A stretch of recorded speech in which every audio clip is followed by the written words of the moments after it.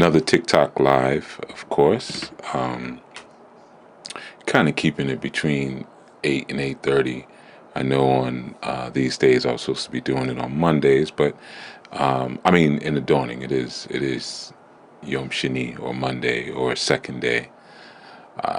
All kind of different names that we use for this day, but nonetheless, still trying to remain consistent with these lives. Let's see something. Do a couple of things here. I'm gonna do some things, but one of the pieces, man, I wanted to get into. You see the title. You see the title. I wanted to really speak about how sometimes ego can completely throw us off, man. And I'll open the floor for people who want to speak about it this time, as long as you stay on subject, if you don't mind. But really digging into that idea of how we confuse people to be our equals who really aren't our equals, and I think that that's a real common thing in leadership. I have this conversation sometimes with other individuals who have communities like my own.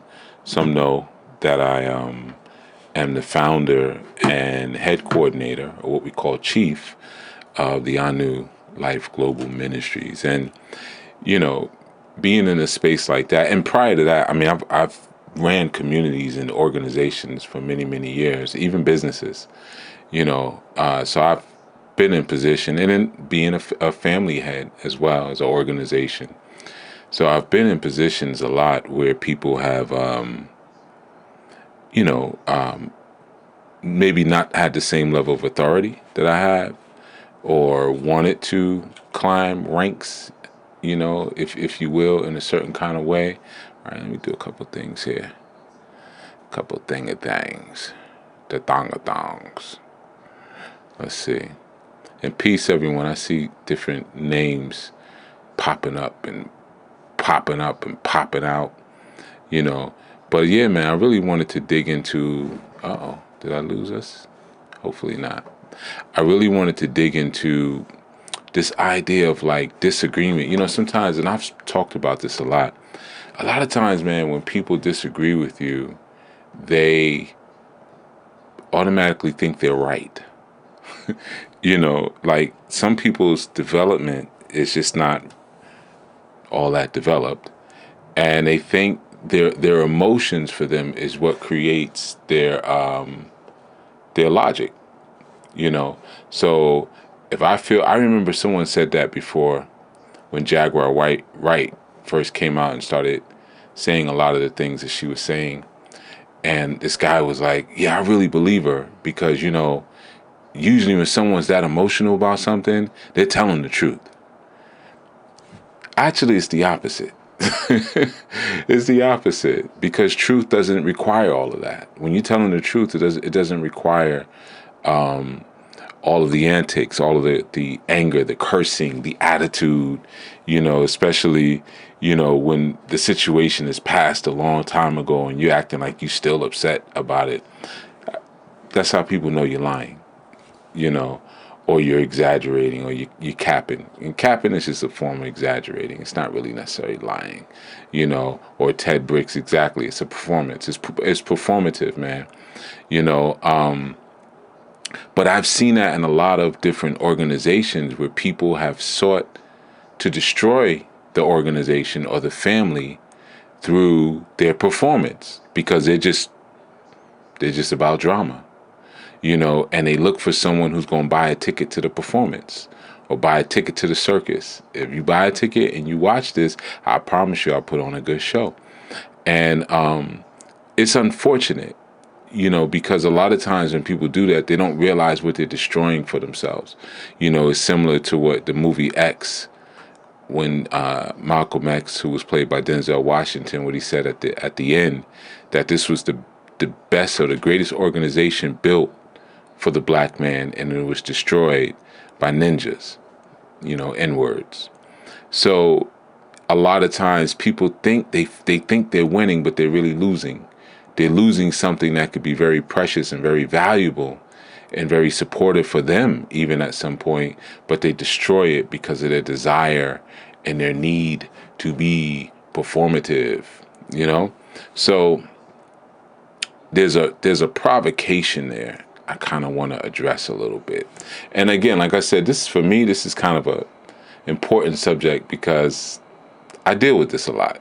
And I've spoken about it several times. As soon as someone gets angry, like when someone first comes around, you see them in the comments. Wow, this is deep. This is amazing.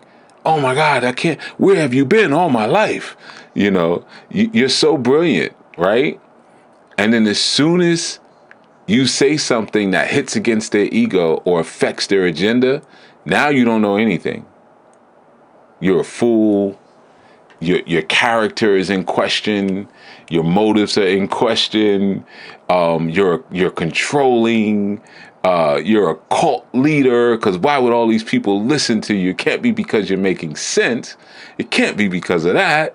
It's all these different things that people begin to say the moment they don't agree with you, or you won't affirm their agenda or affirm their thoughts.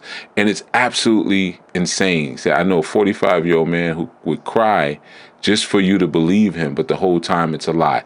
The insanity. You're 45 years old and you crying. But I've seen it. I've seen 60-year-old people do it. They never grow up beyond that performative stage in life. But like I said, yeah, man, you're so genius until you say something they don't like. And it's always based on something that they want to do, or they feel that they should have the authority, that they're entitled to. And you say, no, wait a minute, you put up a boundary and now all of a sudden you're nothing. That's so common. And I've spoken to other brothers who run Ilays, other Babalao, other priests, who've run into this issue before. I've seen grown women throw tantrums. Me too. Truly feminine, me too. I've had this conversation over the years, like through different organizations, different religions, even in work environments. I've had people talk to me about this, like, you're so great and you're so amazing until you don't comply. Until you don't comply, now we got a problem. Now you don't know anything and I'm smarter than you. Really? Oh, okay. Now you see all of these defects in my character all of a sudden. When you came to me with an issue that I figured out in 3 minutes and you couldn't figure out in 3 years. So clearly I'm more advanced than you. But now all of a sudden you hear something I don't like that one. I don't like that part. I don't feel like that thing serves my agenda and what I want. As soon as that comes out, then it's this person, they don't know what they're doing. That's why I went over there, so-and-so. It's like when you see these tell-all books. I always talk about that. It's always the ex-wives who write these tell-all books after they were married to a man who put themselves in a position in life that they could never get to themselves. But now all of a sudden they have more wisdom than the man. But that it's a trick of the devil. It's a trick of the devil. It's a provocation. Your disagreement does not make you his equal. That's the first thing you got to understand when you're in a family environment, man. Just because you disagree with the head, it doesn't mean that you're now equal to the head. Most of the time, it means you're confused. And you're not humble enough to say, I'm confused. So it just becomes, I don't agree with that. Who cares what you don't agree with? You don't know. I know that sentence is going to bother people. Good. Be bothered.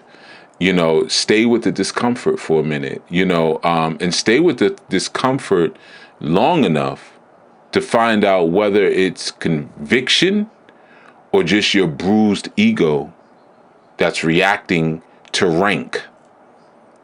It's rank. I'm not called Chief for nothing. I always say it's not a nickname. I would have picked a cooler one. You're hearing rank when I'm teaching and I'm sharing things, and you're like, wow, that's amazing. Wow, the way he broke that down, and this and that and that and that and that. That's 35 years speaking. That's why when I teach and I'm giving you things and you're like, man, I never heard it like that. All right, that's 35 years. Not that obviously you can look at me and tell I'm not 35 years old. That's 35 years of me teaching that you're hearing, of me studying things at a deep level, going through experiences, building my character, building up my integrity, learning what honor is, learning what community is, integrating it, feet on the ground, marching, protesting, reading, speaking, listening, being corrected, correcting for 35 years. And you come along 2 months ago, you find me online and you're like, well, I just heard of them. Well, you weren't here for the 35 years that I've been doing this. You weren't there when I was sitting in Dr. Ben's living room and just soaking up his information or listening to him speak to me, or Dr. Leonard Jeffries. You weren't there. You weren't there when I was with Frances Cress Welsing and carrying her bags to her car. You weren't there. Or sitting in 9 and 10 hour Phil Valentine lectures in hard classroom seats for 10 hours. You weren't there, right? That's just a little bit. You weren't there when I was working with Khalid Muhammad, when we were doing the Million Youth March. You weren't there, right? Or when I was in Philly marching for Mumia Abu Jamal. You weren't there. And working with his family, or with Fred Hampton's son. You weren't there, right? So unfortunately, we live in this age where people have confused human value with equal position. That's where things get messed up. I came up around elders I did not have equal position with. I was quiet. These men I'd sit and listen, and I don't think my opinion was ever asked on anything. I wouldn't want to give it. I didn't have equal position, but I didn't feel like I was undervalued because I didn't have the same position as them. That just means that not every person carries the same vision. Not every person carries the same preparation. The same responsibility, or the same weight of consequence. See, people feel entitled to authority, but they don't ever feel entitled to the consequences of authority. That's where they fall back. If you're on a plane, a passenger and a pilot are both, I don't say both, New York is coming out of me, are both equally human. The pilot of a plane is a human being. The passenger is a human being. However, their opinions about how we're gonna land this plane, how the plane is gonna land, shouldn't be carried with the same equal authority. Wouldn't that be crazy? Wouldn't that be crazy? Or if you met the pilot of the plane and he goes to the bathroom and he comes out with toilet paper hanging out the back of his pants, and you see that, oh man, he's just dirty and nasty like anyone else. Does that mean all of a sudden now you're qualified to land the plane? Or is it just that you saw it, he's human? The same thing holds true in a family. The same thing holds true in a spiritual house. The same thing is true between a student and a teacher.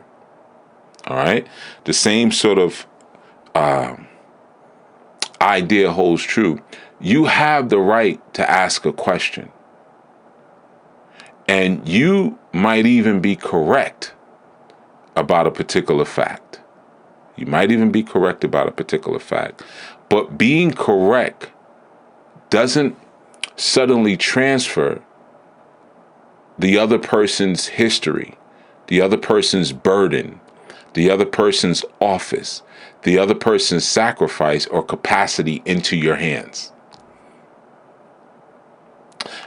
I remember times when I would go out with my Oluwo, and we would do spiritual work for people back when this is back home in Nigeria. I remember several times when he would cast Odu and he would read the wrong Odu. And I'd whisper over to him, Baba, it's, it's just, and he'd say, oh, okay, yeah.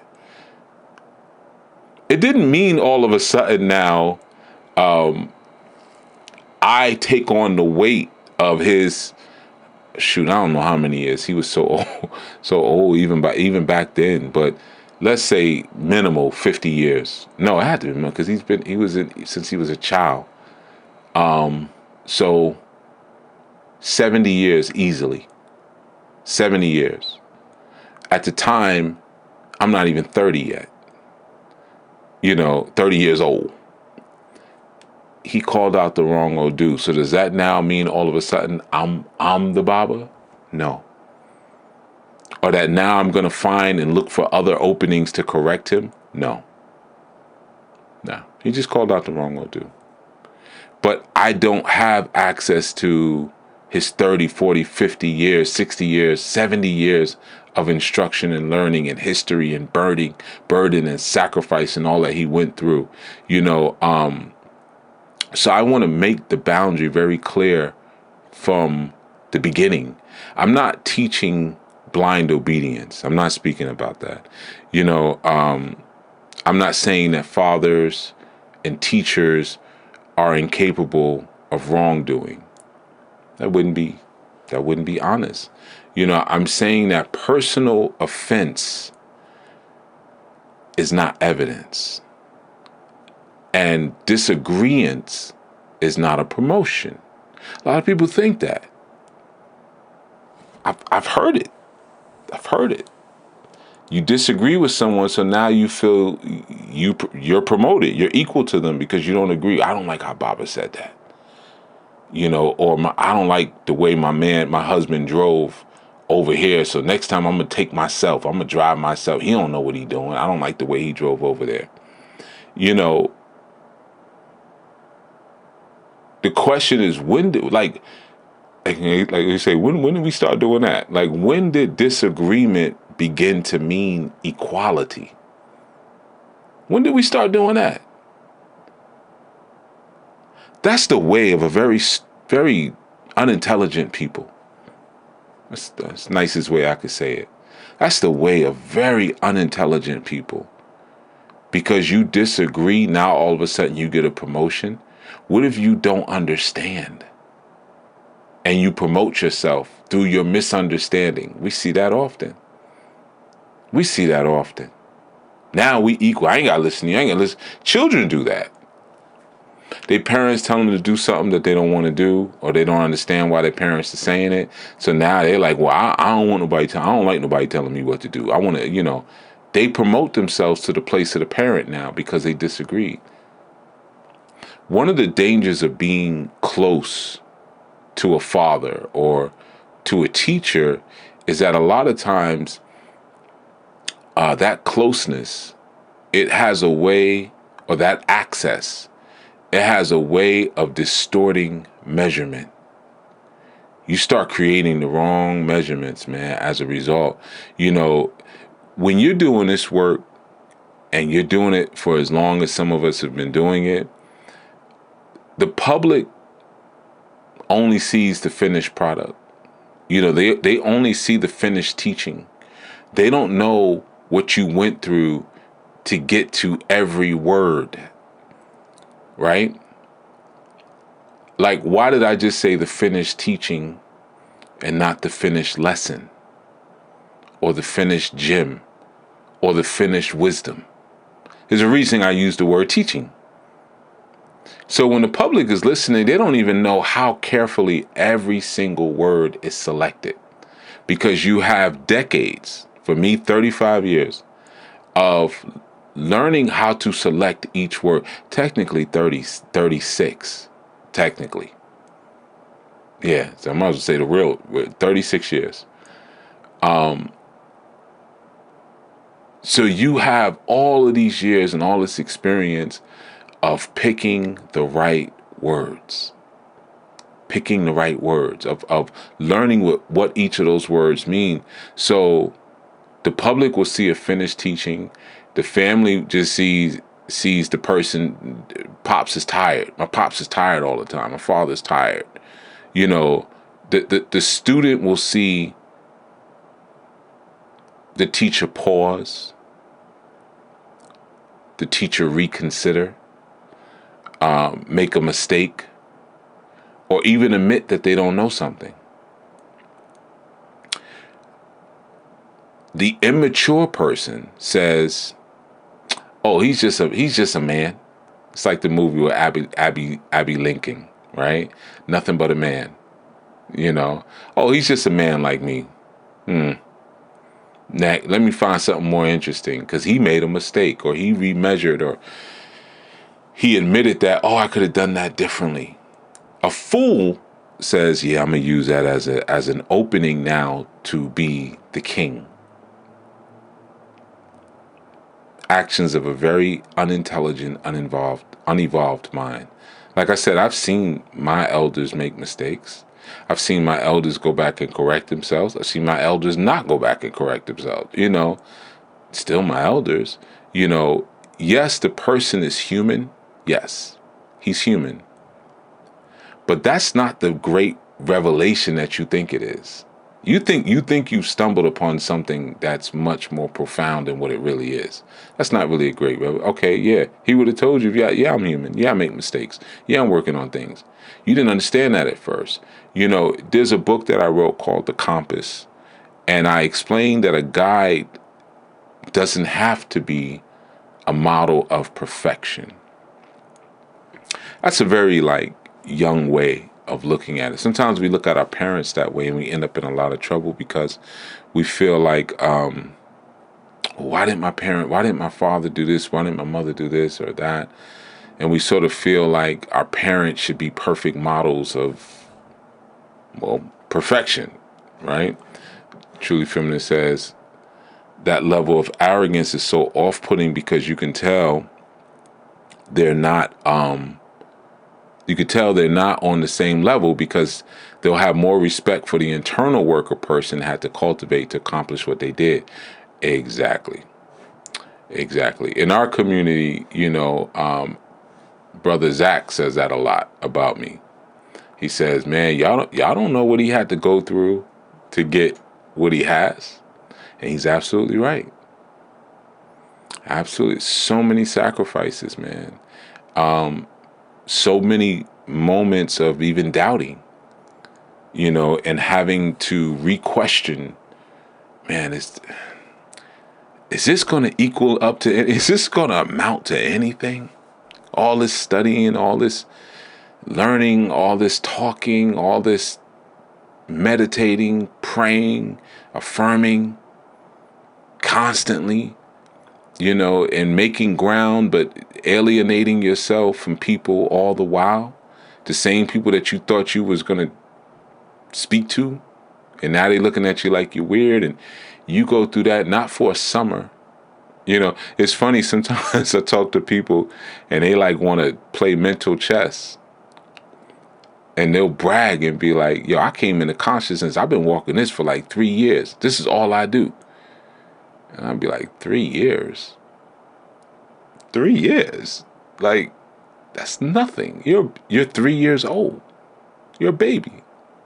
I remember when I was in this for 15 years, and I still didn't feel I'm yeah, I got a lot to learn. This so much. I still feel like that, actually. Then there's texts I feel like I got to go back and read again that I read when I first came in. I'm yeah, I need to go back again. One thing, like I said, it's not about being a model of perfection. A guide is someone who's walked the paths with their eyes open. That's the difference. So that's why sometimes you'll hear me break down a movie or break down a book or something that you were exposed to. Because people say to me, Chief, how did you see all of that in there? I have been walking through this world with my eyes open for a long time. That's the difference. right? And it takes time. Eventually, you'll start seeing things like that too. You start picking up on stuff, in a lot of cases, the falls of a guide.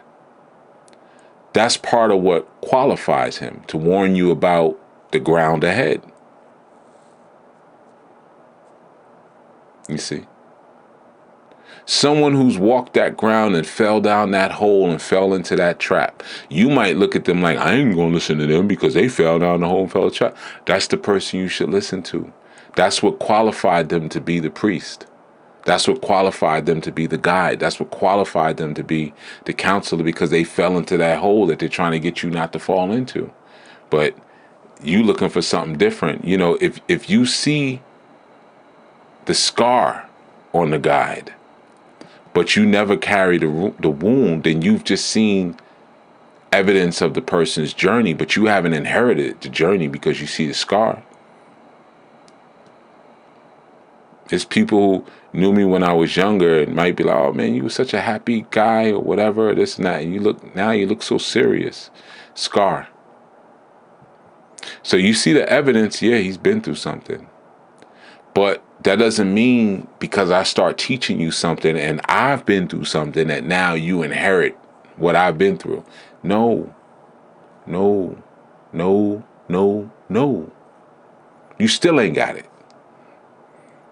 You still ain't got it. A child can watch a father pay one bill. And then the child will imagine in that moment that the child understands provisions. Peace, Spanky.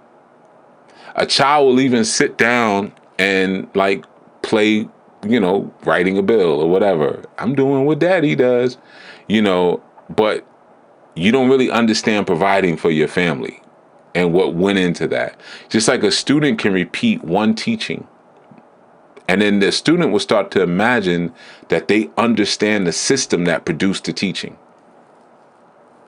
It's not the same. It's not the same. That's why there are people who can flip the lessons, right? I've studied lessons that now I can flip.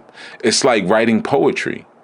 You write poetry when you get to the point where you can understand and to some degree have mastery over the language that you're writing the poetry in. But what if you just jumped into poetry? Your poetry's not going to make any sense. It's not going to make any sense. It's like learning 52 style boxing. I see guys who want to learn 52, but they don't know how to box. It's not going to work. You're going to get yourself hurt. You got to learn the rudiments of boxing first and then go to 52. Right? So it's the same thing in a spiritual system when you might have a jewel and you can flip that jewel or speak about that jewel, not even flip it, but you don't understand the system. How did they come up with this?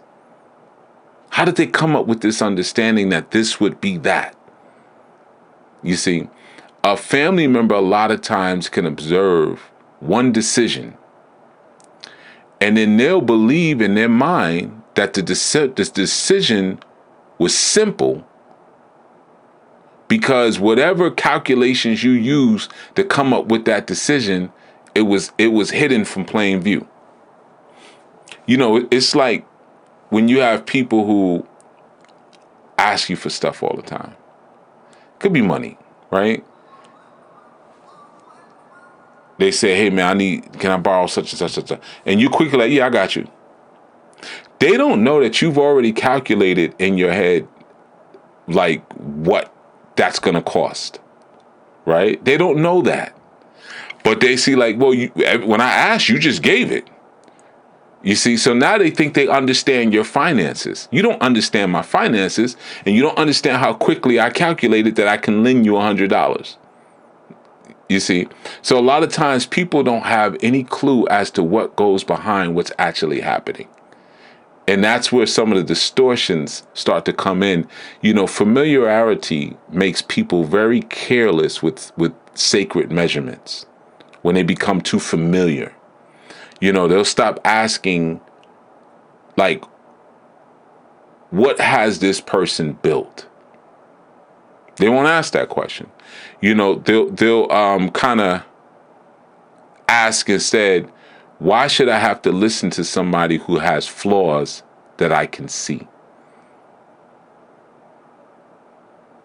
You see, they don't understand that seeing a builder sweat doesn't automatically make you an architect.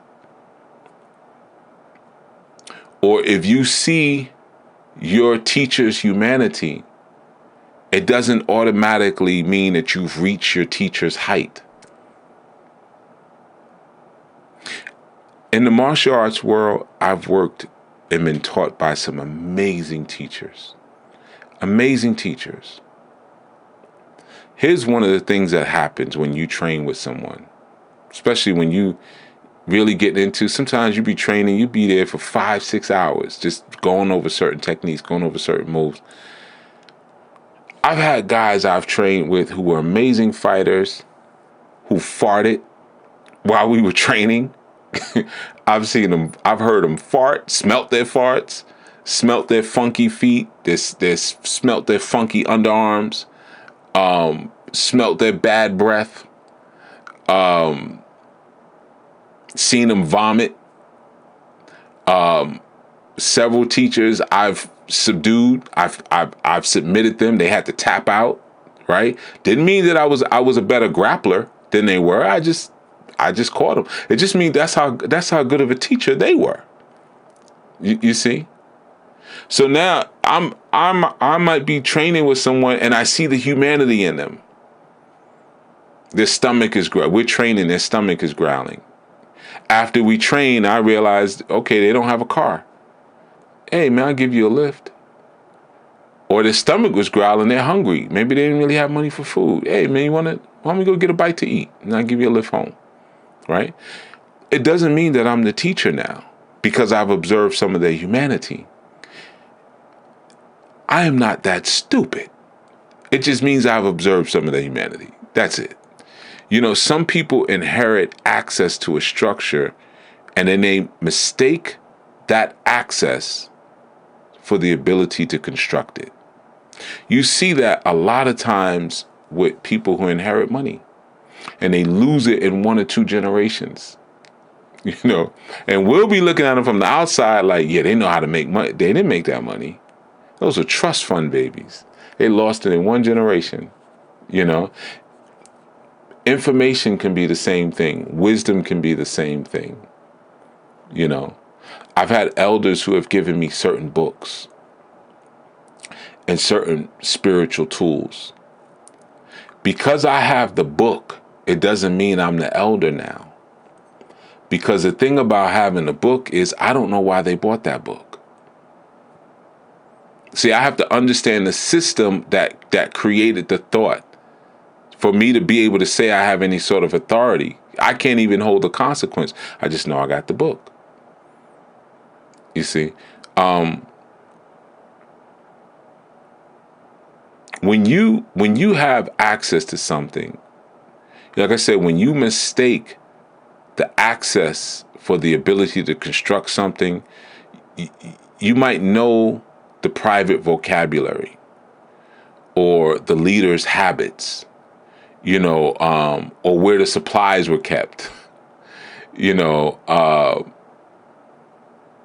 you may even know some of your elders' weaknesses. But none of that means that you can keep the structure standing once that elder's weight is removed. This is where a lot of people screw up. I've seen it. I've tried to counsel people out of it. They don't listen. I've seen it in families. We read it in the Willie Lynch statement. Get rid of the man. Have the baby, get rid of the man. Watch how quick that collapses. Divorces, they give the house to the woman. Within 3 years, she's selling the house because this is too much house to take care of. Yeah, you knew you couldn't take care of it. That's why we gave it to you. Because we knew we were going to be able to get it right back from you. For pennies on the dollar, because you can't take care of that house. You didn't understand the weight that man was carrying. You're trained that way. That's the sickness. And it transcends families. It transcends churches. You see it. You see it in so many different environments, man. You know, ask yourself, have you ever mistaken access for attainment? Just because you had access to something, do you really think you attained a level? Sometimes somebody comes down in slums to be with you. You know, I wish I knew what all these things meant. I see, you know, little things being sent to me by Ifa Yori, Fakayode, but I don't know what all the things mean. But thank you. I think they're good things. Sometimes you mistake access for attainment, man. You know, gifts. I just thank you.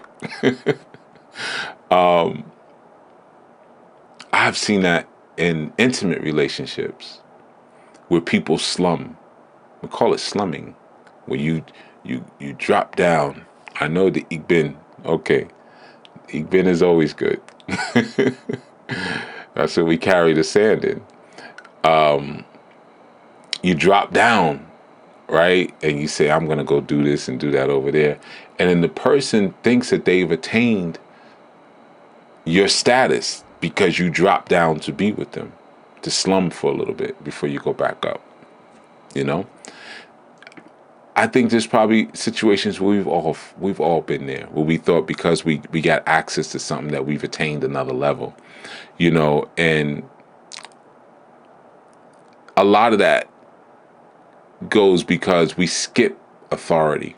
Sometimes even in disagreements, we think opinion, you know, opinion is not consequence. You know, the cleanest way to sort of understand authority is to follow consequence. You know, that's a wait, you mistake access for attainment. You get access to something and you mistake that and think that you attained another level just because you got access. You know, so for instance, some people are clout chasers. And because they get access to a certain person, you know, oh, I got so-and-so's phone number, or I had a conversation with so-and-so, or look, I'm taking a picture next to so-and-so, or whatever. They now believe that they've reached a certain level. I got a friend like that, actually. He's a good example. And what's so crazy is he is that level. But I think he never got out of, and our other friends, we talk about it. And sometimes when he does it, like, I'll be like, I want to hear that, stop. He's constantly name dropping.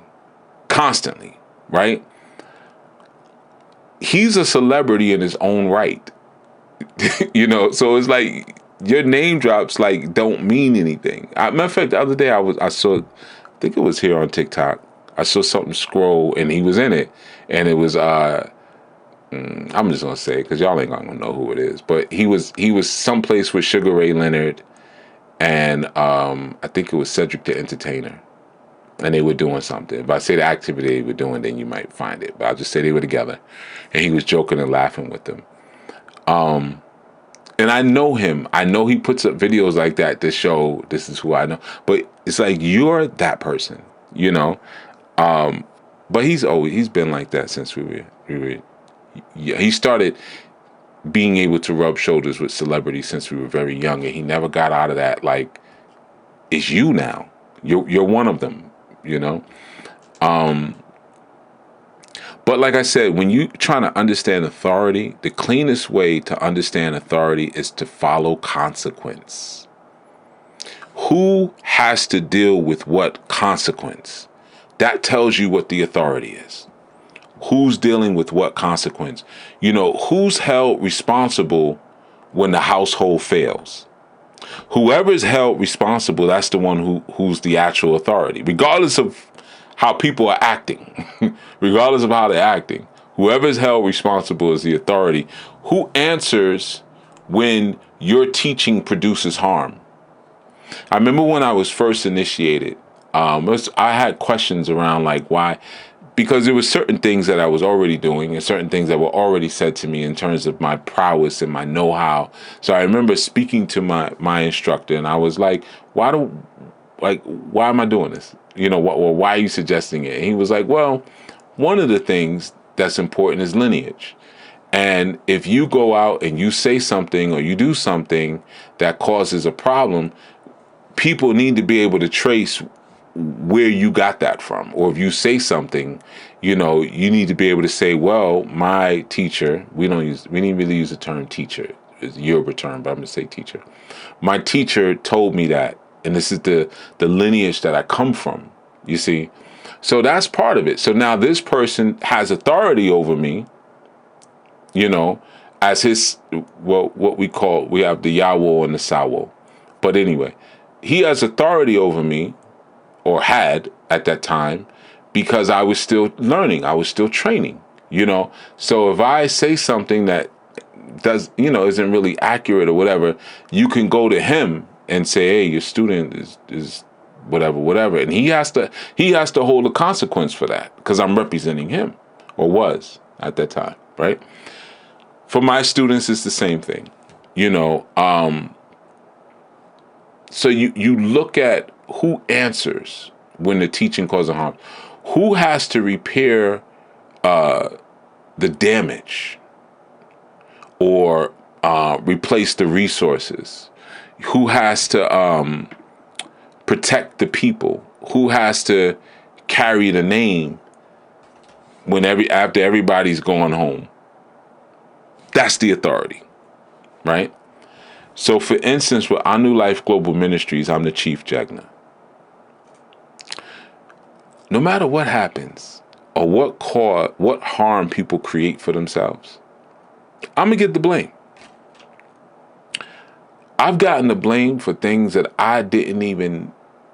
Not only did I not have anything to do with it, I didn't even know what happened. That's happened before, where people have left my movement. And then I've spoken to them like, yo, yeah. And they thought there would be some animosity. And I'm like, I don't even know why you left.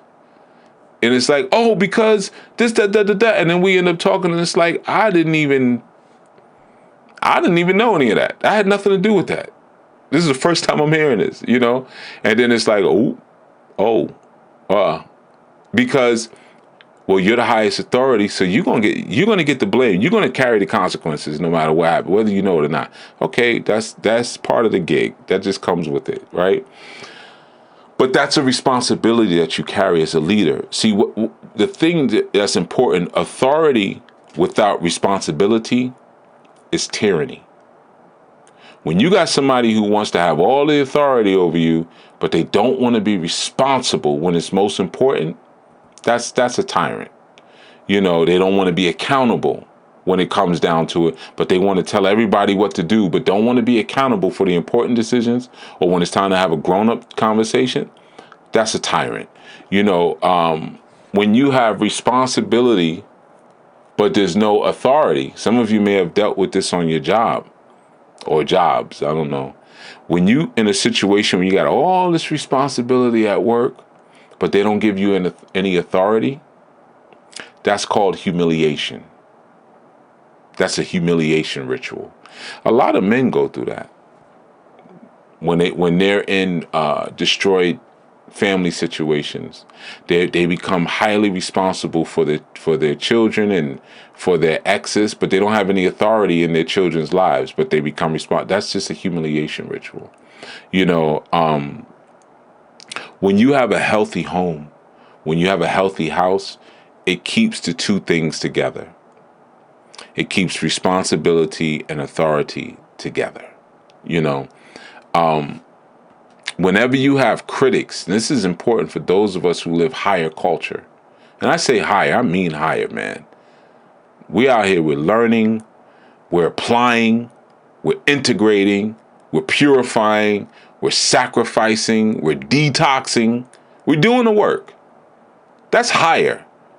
Don't let nobody fool you. That's higher, man. That's not easy. That's hard work.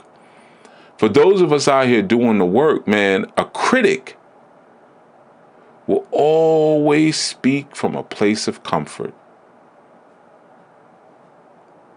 Always. No one ever gets in my face and says anything. Never. It's always through somebody. like a damn serpent. Like the damn serpents they are. They have everything to say. I've had people say so much about me who've never even met me. They don't even know me. Because critics always speak from a place of comfort. Always. Look at the internet, man. Shalom, Master Menelek. I sometimes I watch fight, mixed martial arts or whatever on the internet, or I like to watch calisthenic videos, workout videos or whatever. Look at the comments. Oh, your form is all wrong. Or look at this one. He needs to keep his left up. He's going to keep, shut up. Like, what? Shut up.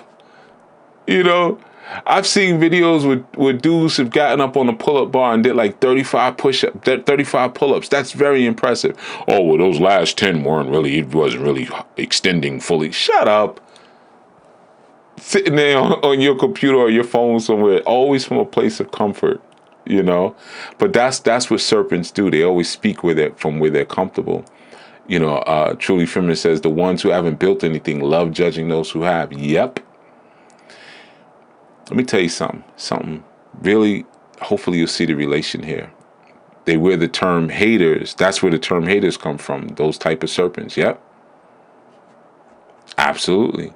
One of the things that I've always noticed about some of the sisters that I've interacted with on the continent, I noticed this years ago. They're not as dainty as the sisters here in America, right? Especially the places I be in the bush. So some of the sisters that I've interacted with, they farm. They have little crops that they might do. They might still be like a seamstress or nurse or work in a store or something, but the side hustle is a lot of times is farming, getting a little crop on the side and making a little money. Their hands don't look like the women over here. If you ever look at a farmer's hands, farmers have hands like drummers. They're very thick. From constantly pulling weeds, pressing things. I got a friend who's a jeweler, and his fingers are like that. They're just like gnawed over, from constantly twisting and. And I've noticed that with a lot of the sisters, with a lot of women on the continent, their hands look different, And it took me half a minute to notice. I'm like, okay, this years ago, I thought it was just one. I'm like, wait, no, they all got hands like this. They all got these big hands that are bigger and thicker than mine, Well, because they do harder work than I do. That's why. They do harder work, So a lot of times, and that's speaking about what have you built, people who are, this is to Truly Feminine's, comment around that. People judge, people that they're hating things from the outside, from where their place of comfort, and don't understand what it takes to build what has been built on the inside. So I could look at a sister from Togo or wherever, and she's got these thick hands, and I'm like, ooh, man, I like my hand. My sister's with little small, gentle hands, and what aesthetic are you following? Where'd you get that from? Right? But if you understand that culture, no, that's actually really a sign of honor. That means it's a hardworking woman. That's what you want, right? So like I said, a lot of times they speak from a place of comfort. The father in the family has to calculate for the family. The father has to calculate for the family. Master Menelek says if you go to their profile, there's no profile picture and no post. Yeah. Not a whole lot of showing off, not a whole, well, if you took a sister on the continent, you might see a picture of Mother Mary or something, but that's another conversation. We working on that one. But yeah, man, it's a different aesthetic. It's something different to understand from the inside, But like I said, a father is going to calculate for a family, but like a student is going to ask if a rule feels fair to them, right? Remember when we were younger, we were in school, and we just felt like everything that was done was unfair. This is so unfair. Everything was unfair. That's how the immature mind thinks. But when you're a teacher, right? When you're a leader, you have to determine if the rule that's being applied, what is it going to produce across 10 students over the course of 5 years, you know, and you're looking at the integrity of the doctrine itself. You see, that's when you're thinking with a teacher's mind and with a leader's mind. The one who's not that, the passive one, is going to critique from comfort. They're going to critique from comfort. For me and my family, there's been times when sisters have complained. And I've said, I've offered this. No one has taken this up yet. And I'm dead serious. I've offered it. Okay, I hear you. Let's do something. For 3 days, I'm going to take on your job, your role in this family. And for 3 days, I want you to take on my role. And then after the end of the 3 days, I want you then to let's revisit this conversation and let's see if I'm making the right decisions or not, or if you feel like you could do it in a way that's more efficient. I have yet to be taken up on this offer, and I'm dead serious about everything that keeps me from play is unfair, right? As a student, that's how you feel. I can't go to recess. I can't go to I know I didn't do any homework all year, but I can't go to gym. My friends are there, That's how the immature mind thinks. But I've asked that several times, like, yo, I hear you. Like, we're not coming to a place of agreement here. So let's do this. Let's do it your way. Let's implement what you're saying. You hold it down, and the consequences of that. Only for 3 days. I'm gonna do what you do. I'll hold down your stuff for 3 days, and then we'll come back. No, I'm not saying I want to do that. Oh, you don't want to do that? You sure? Come on now. I mean, all you got to do is think about all the things that you don't think about having to do now. Like the security of the home. Like making sure everybody's gas tank is full. Making sure that people are advancing in their careers. Making sure that there's money where it's supposed to be, and an abundance of money. Making sure that you're keeping an eye on new business ideas. Making sure that you're resolving conflict. Making sure that you're providing for the emotional and mental nurturing that everyone needs. Making sure that you're being the spiritual leader of the home. Making sure that you're being the intellectual leader of the home. Making sure that you're giving everyone attention at the level that they need in the home. Making sure that you're giving everyone guidance at the level that they need in the home. Making sure that you're motivating everyone throughout the day that they need in the home. Making sure that you're educating yourself at a level that any question that's asked of you, that you have an answer for. Anything that anyone in this house wants to do, that you can respond to them and then take them 10 steps further from the idea that they had, and they turn around and say, oh my God, I didn't even look at it like that. I didn't even think. You just do that for 3 days. And I'll do your job. Whatever you tell me your role is for 3 days, I'll do your role for 3 days. I didn't even get into the stuff you have to fix.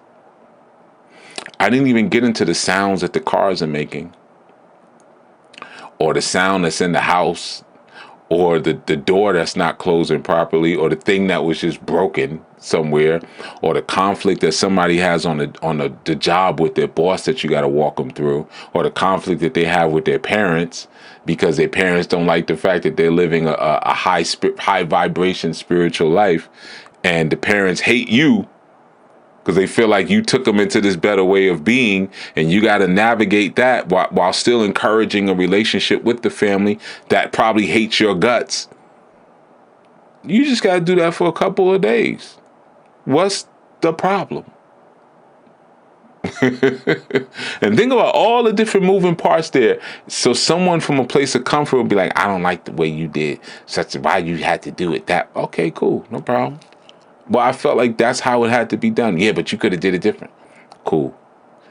Why don't you take over for a couple of days? Because I could use a break. You take over. I have not been able to get anyone to take over yet. I've tried, and it's been an honest offer. It's been an honest offer, But then when I start just showing a slight list, Sometimes what I've done is I've opened up my task list. I use several different, from Google Tasks to Microsoft To-Dos, OneNote. I use a lot of different stuff. I can't even list all the things that I use. Planner. I got a lot of different calendars. I probably got about 15 calendars that I operate by. And when I say, okay, well, here's the things that you have to, when you wake up early, these are the things that you got to wake up and have on your mind. These are the reminders that are going on throughout the day, early day and late at night. These are the things that you have to do. And don't forget, you got to keep this family expanding. There's no such thing as just, we got to be moving up. So you got to be looking at new business opportunities. There's stocks that we have that you have to be checking on. You may have to rearrange, even within the 3 days. You may have to shift some of the stock investments that we have. I may have an auction that I'm currently watching for a piece of land. You're gonna have to take care of that part too. So you gotta know how to do the paperwork and stuff like that for that. There's a couple things you got to do here. From a place of comfort, it's very easy to critique until you have to do the role. The sad part is that we live in a society that encourages women to say, well, you could do everything he's doing. You're not, though. You're not. That's just how it looks on the outside. That's the aesthetic. You're destroying yourself. I don't want to do what a woman does. I don't. Could I? Yeah, I could. But is it healthy for me? Is it healthy in the long run? Is it healthy for my children? No, no, no, no, no. Just because I can do something doesn't mean that I should do something. Okay? That's one of the reasons why an opinion, it can't just be weighed by how passionately it's expressed. Truly Feminist says it sounds like hard work. It is. Master Menelik says, small little suggestions after all the hard planning and execution is done. Right. After you do all the planning, you've been up for could be a month, mapping something out, throwing up, crumpling it up. No, I'm going to do it different. Trying again, doing it different. Trying again, trying to do it different again. You lay it out. You say, hey, I came up with something. We're going to move like this. Well, why don't we do it like what? What kind of thought went behind what you just said? It's just the way I feel. Oh, God. Okay, I'm going to listen. But maybe there should be some respect for everything that went into something. Just like when I get a meal. If sister makes me a meal, whether I like it or not, I'm so appreciative. Because of what went into it. Even if not that much went into it. I'm still appreciative because, you didn't have to feed me. You could have did something else with that. Even if the meal took you 5 minutes, you could have did something else with that 5 minutes,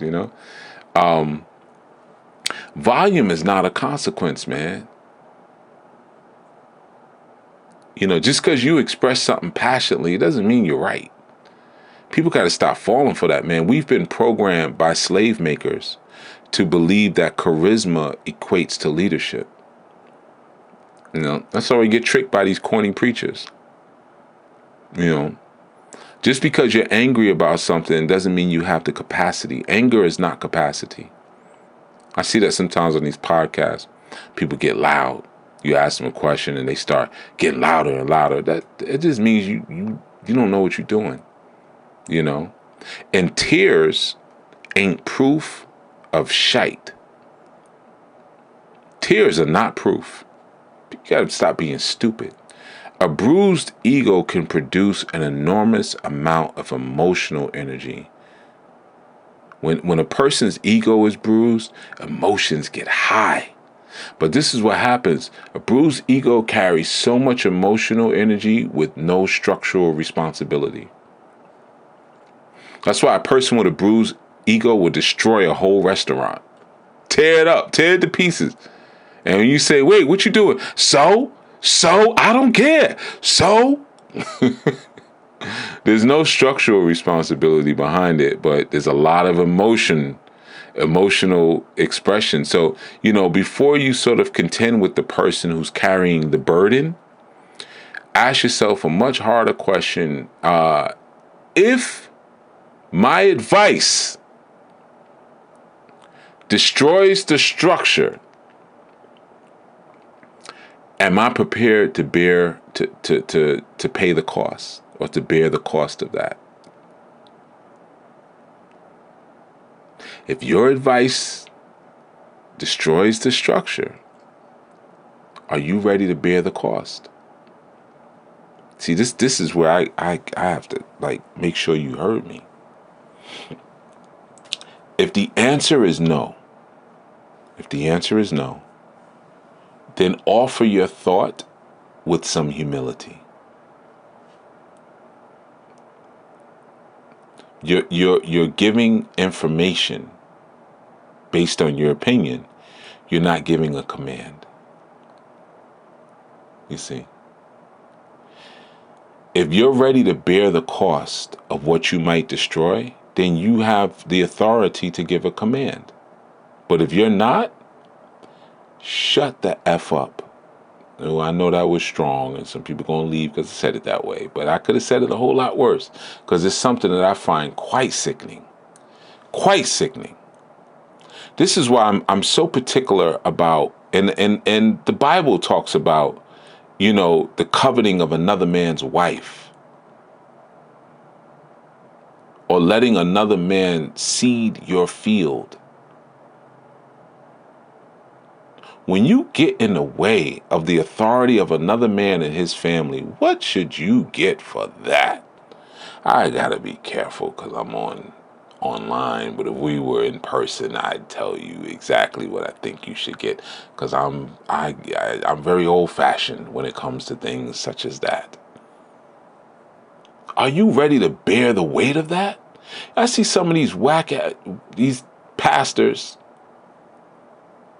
This is a movie that Richard Pryor did years ago, Which Way Is Up, where the pastor of the church was sleeping with his wife. Pastor of the church got his wife pregnant. So he went and got the pastor's wife pregnant.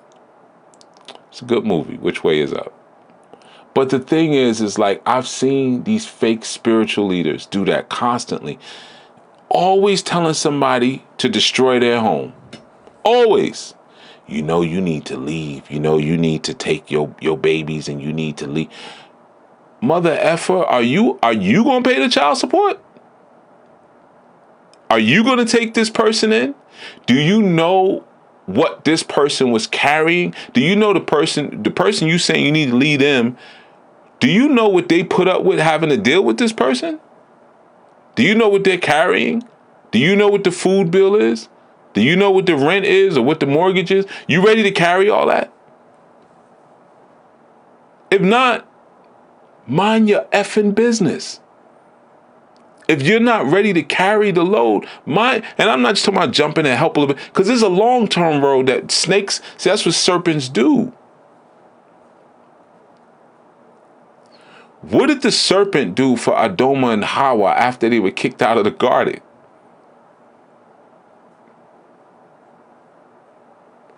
Serpent didn't even dress them. Serpent didn't even give them any gear. Okay, inactivity. This happened last time. That's interesting. Why is it saying inactivity? I'm here, Jack. Jump back, get a heart attack. But serpent didn't even give him clothes to wear. So you violated the home and the sacredness of the Most High, and the Most High still dressed you afterwards. Still gave you a culture. Still even blessed you after several generations. Where was the serpent? You see? They got so much to say. Truly feminists say, the serpent got out of there. It's like, crawl, belly, did the freaking Homer Simpson sound. Don't. You see? The person who's carrying the burden and the person criticizing the burden, they're not standing in the same position.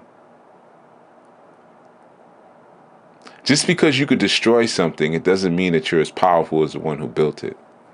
Because what usually happens is the one who built it, after you destroyed it, they'll build somewhere else, and you won't get access to the next one. they're not standing in the same position, because one person can walk away from the argument and the other person stays there when the lights go off. You see? You can come over to my house and tell me everything I'm doing wrong and cause all kind of chaos and all kind of destruction, and then go back over to your house. But who's got to clean up all that chaos? Who's got to deal with all the hell and scunion? See, we're not in the same position. We're not taking on the same structural responsibility. See, a lot of times, correction exposes the ego. That's the thing. That's what I've experienced. A lot of rebellion, I spoke about this recently, slightly. It doesn't begin with the doctrine. It begins with an injury. That's what people are upset about. An injury. It's not the doctrine. It's an injury. You know, somebody was corrected. Somebody was told no. Somebody wasn't selected for something they wanted to be selected for. Somebody's idea wasn't used. Somebody discovered that being loved didn't exempt them from order. You still got to follow an order and a structure, even though somebody loves you and cares for you. Then the question starts to change in a sort of a quiet way. It's not now, is the instruction sound? It's just good doctrine. It's, who does he think he is to tell me? That's a new question. Who does he think he is? And you don't tell me what to do. I don't like when people tell me to do. Who does he think he is to tell me what to do? That's the new question. See, what that is that's the ego moving the trial away from the truth. And then it's placing the leader's right to lead on the witness stand. Now you got to prove that you got the right to lead. Disgusting. Disgusting. To let the devil use you like that.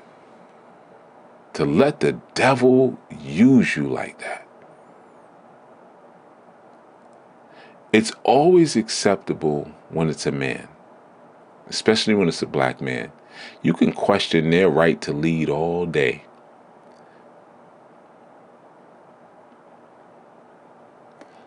But that sick way of being and thinking has created a world and a society now where you have other males who will make a woman have to prove her womanhood. Because that other male puts a dress on with some lipstick and a wig and some other enhancements and calls itself a woman. And now those who say, well, yeah, I'm definitely a woman. I'm a woman now. Yeah, we lost some people. They ain't like that. I'm definitely a woman. They have to now prove that they're a woman to these people. If it offends, well, I don't know what to tell y'all, man. I got to tell the truth. So it's the same thing as a leader. When a person's ego is bruised, they now will put your leadership on trial because their ego was bruised. Sickening. Who's got time for that? You can't build an empire like that with simple-minded, idiotic people like that. You know, a correction can be delivered poorly, and it can still be true.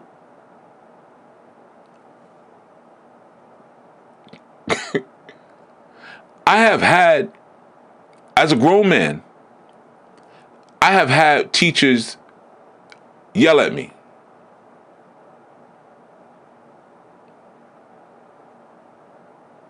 I have had teachers say things that felt embarrassing to me, that felt humiliating.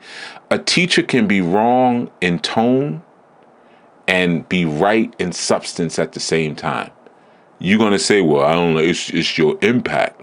You know, it's what you said, and I appreciate the way you said it. I have seen that before, like grow a pair. Whether you got to grow a pair of ovaries or grow a pair of testicles, just grow a pair. because you're ridiculous. There's times a father can make an imperfect decision. And that doesn't mean now that the child becomes the father because a father made an imperfect decision. Maturity is the ability to separate the injury from your pride and then from the actual content of what was said. That's what maturity is in that instance. Something was said, it hurt my pride, but let me listen to the content and the substance of what was said. Let me do that. Let me, instead of like, well, why you say it like that? Yeah, but am I lying? It don't matter though. It don't matter though. I don't like what you said though. Why you said it like that though?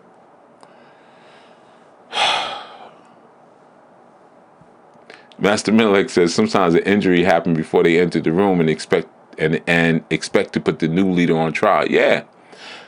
It's always that, brother. It ain't got nothing to do with us. Sometimes, once you realize that, life gets easier. You're like, man, don't even take it personal. Don't even take it personal. This person came into the room hating you already. They hate everything you represent. And the more that you prove what you are, the more they hate you. There's some people who hate women. I know some of them. They hate women.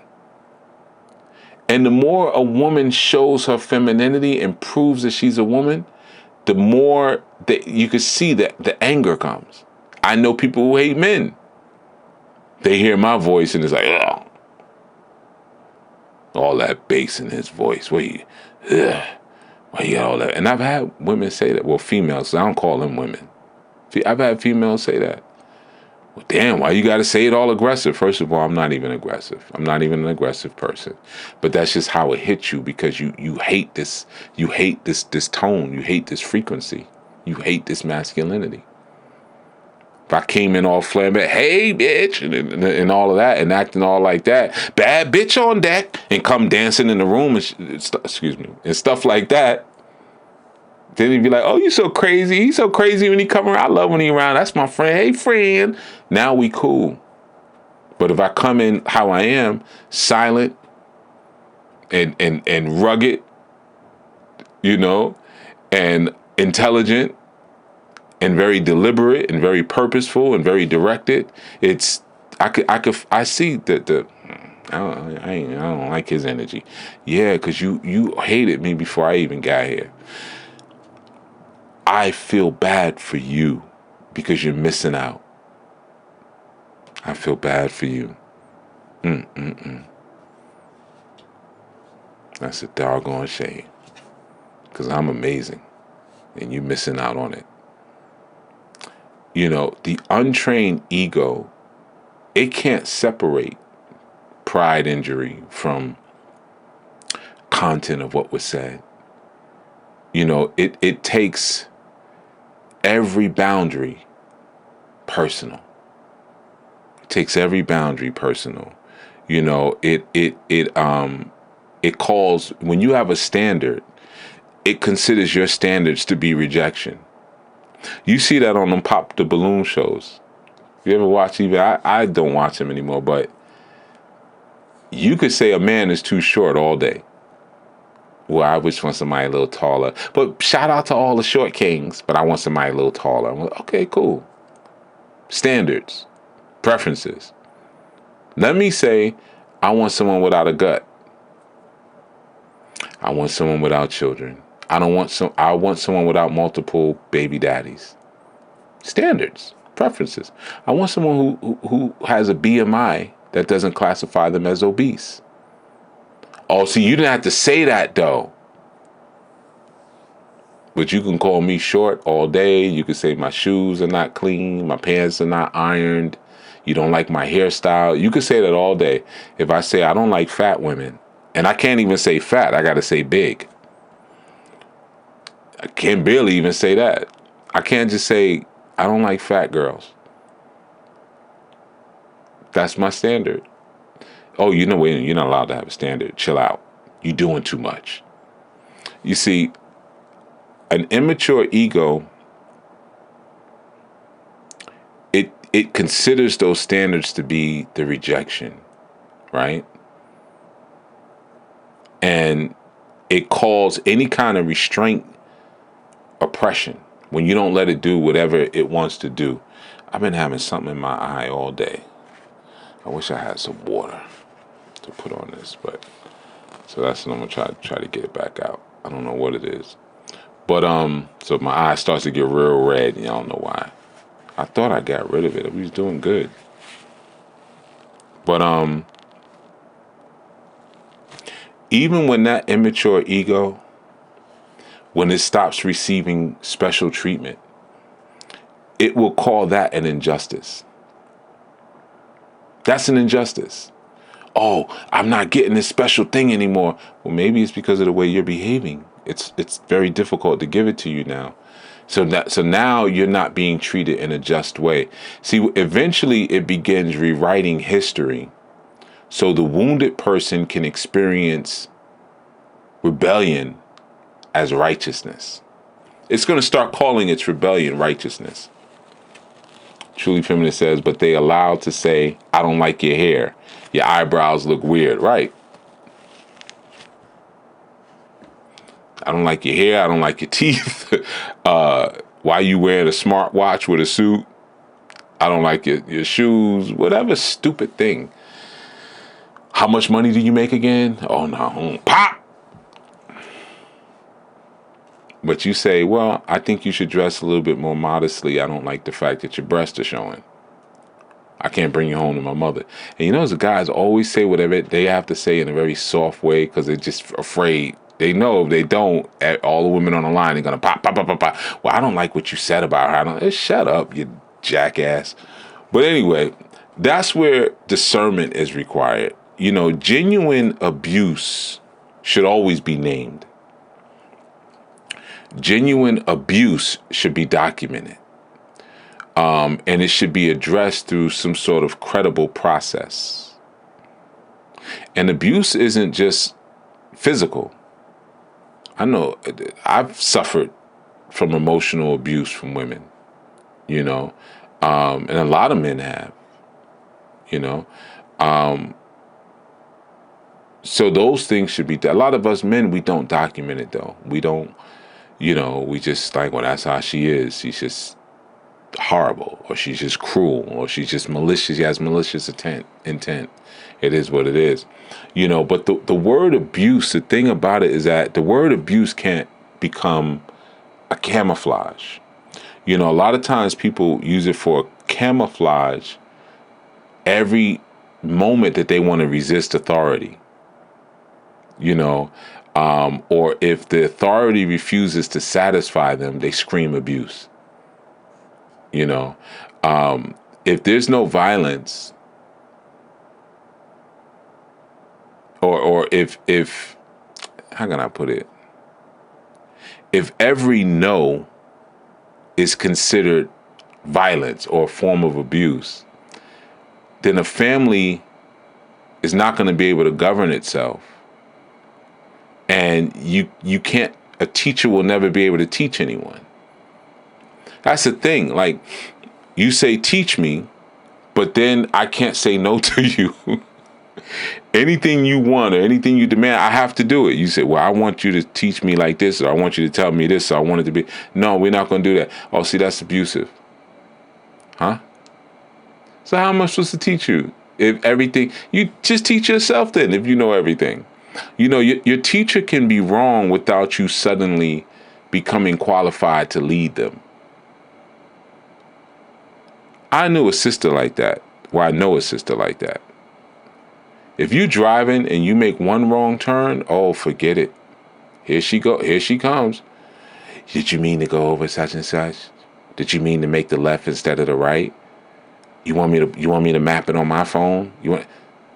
And you're trying to hold back. You're trying to hold back because that's abusive. You're insulting my intelligence. You see, I can't do that to you because you would clearly call it abuse and controlling, but it's abusive. You know, your father can owe you accountability You know, and that doesn't mean that if your father owes you accountability, that all of a sudden you acquire their position or their station. You know, accountability, what it does is it examines authority. That's what accountability does. It examines authority. The thing about ego is ego tries to take authority. You know, it tries to seize authority. Like if it's a military coup, you know, there's some things that you have to sort of consider in that, man. And of course, peace to everyone who was there. I see it's 3,000 likes or thumbs, hearts, whatever. Cool. A lot of times what happens in these situations, this is where it gets a little deeper. The person who's offended on the inside, they become an agent. This is where the Willie Lynchism comes in, the COINTELPRO comes in, a lot of different satanic and demonic programs come in now. You know, a structure is hardly ever destroyed by an outsider, you know, and especially by an outsider who doesn't know anything about it. A structure is hardly ever destroyed by an outsider who doesn't know anything about that structure. The outsider needs a map. You ever watch those movies where someone wants to break into a bank or something like that, and they need blueprints of the space, or they need a map, and they get an inside person to give them a map? The outside person needs language. They need access to sort of like private wounds, to internal weaknesses, to internal tensions. Who's the person that's holding down the center? Who's the person we got to take out to make the whole thing fall? They'll have someone giving information from the outside. Sometimes it'll be right on social media. Somebody get up there, start complaining. You know, the most useful recruit is usually an insider who's decided to be offended by something. That's the one you go for. You know, the insider doesn't have to wake up at any point and say, I'm serving an agenda. You know, most agents, most sellouts, most people who betray a family or betray a system, they don't even understand the machinery that's using them. You know, they only know that an outside system has now validated their grief, or validated their grievance, and if they've offered them a weapon to use against the person who corrected them. That's all they know. That's all they care. You know, someone on the inside has offended me, said something, didn't give me something, didn't select me, is no longer treating me special or whatever. And now someone on the outside for a reason, has now validated my grievance. So you shouldn't have to go through that. You shouldn't feel that. That's not right. That's not right. That's not right. You want us to get them? You want to get them? You know, we could do something to them. We should do something to them. You don't even understand where those people come from. You don't understand the machinery that those people represent. But you know they can give you a weapon. That's all. You just want the weapon. It's like dropping guns in the hood, like they did in the 60s and the 70s, more so the 70s. Drop train cars full of guns in the hood. Open the doors. No one asked where they came from. No one asked why they were there. Just took them. Used them on each other. It's documented. Look it up. I'm not making that up. That wasn't a fictitious proverb. Master Menelik says, reminds me of the sister who got free from enslavement, then later brought her husband's freedom. They had an argument and she sold him off. Then when she calmed down, she tried to buy him back, but the person didn't want to sell him. Sleeping with the enemy. you know, it's especially dangerous, those type of situations, for African families in teaching houses who are African centered, like you're describing. A racist system just laughs at something like that. Look at these idiots doing our work for them again, like what you just described. Racist systems have always benefited when lineage loses its memory. When children distrust their fathers, when students they treat elders like they're disposable.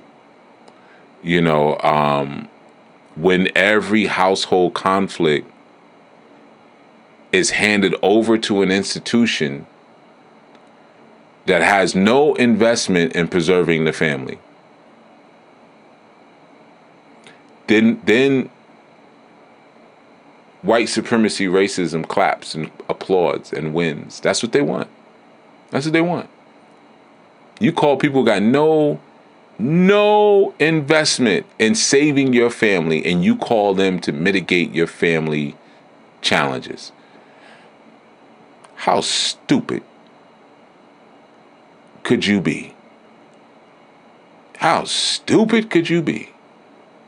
And then you sit back scratching your head like a jackass later. Why we ain't got nothing? Why everybody else got institutions and everybody else got businesses and we ain't even got a strong community?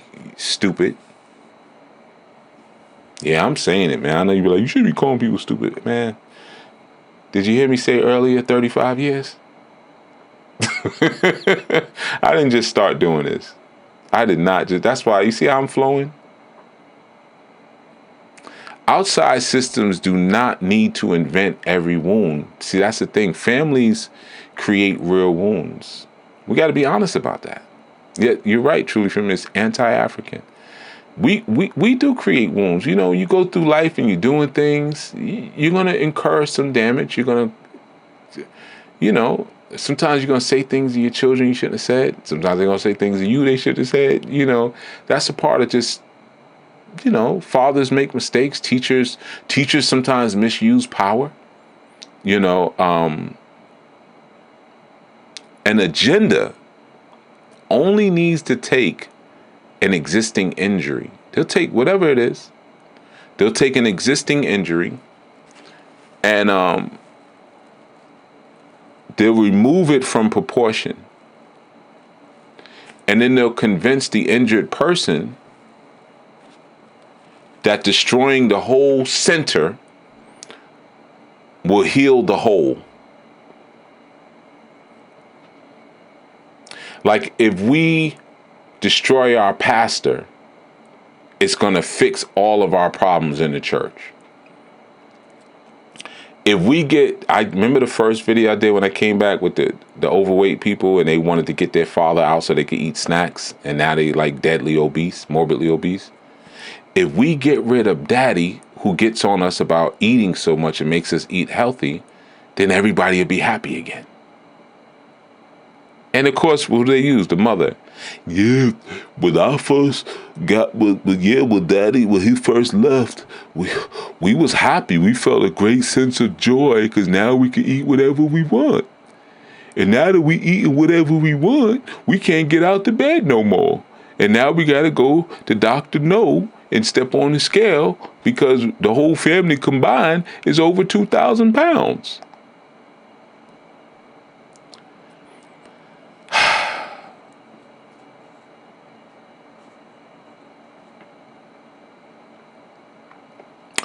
You see, once offense becomes identity, then when you're going to betray the system, it starts to feel like courage. When you're going to betray the structure, it feels like courage. It's like when you're in school and a teacher says something to you that you don't like and you feel offended or they embarrass you in front of everyone. Lying on them to a principal or something, it feels like it takes courage to do that, to betray them. They really want to see you pass. They really want to see you do well, but they said something you didn't like. It embarrassed you in front of somebody you like or something. So now you're going to betray them, and that betrayal feels like you being courageous. Private information now becomes public ammunition. That's what you do. This person, I know this person is talking about healthy eating and stuff like that, but when they go home, they can't stop eating potato chips. They're a hypocrite. Stupid stuff. They got mad at me and told me to shut the F up. Ooh, that's how they talk to me when we in behind closed doors. Y'all didn't know that about them. All the private information that they share with you becomes public information. Betrayal is in your heart. So now whenever there was any kind of correction or mid-course correction, or it's now repainted or redrawn as persecution. I was being persecuted, I tell you, because they was correcting me.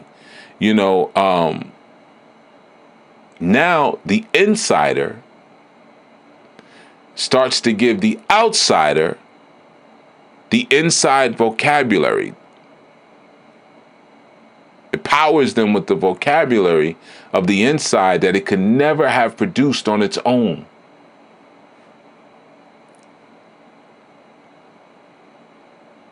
They do that a lot of times when you are living a certain life in the streets. You get locked up for something. That's how you know somebody's informing on you. You'll be in a jail, and you'll hear like a CO call you by your street name. Let's say your street name is Gutter. I'm just making up a name, Gutter. But your real name is, Herman Moses, right?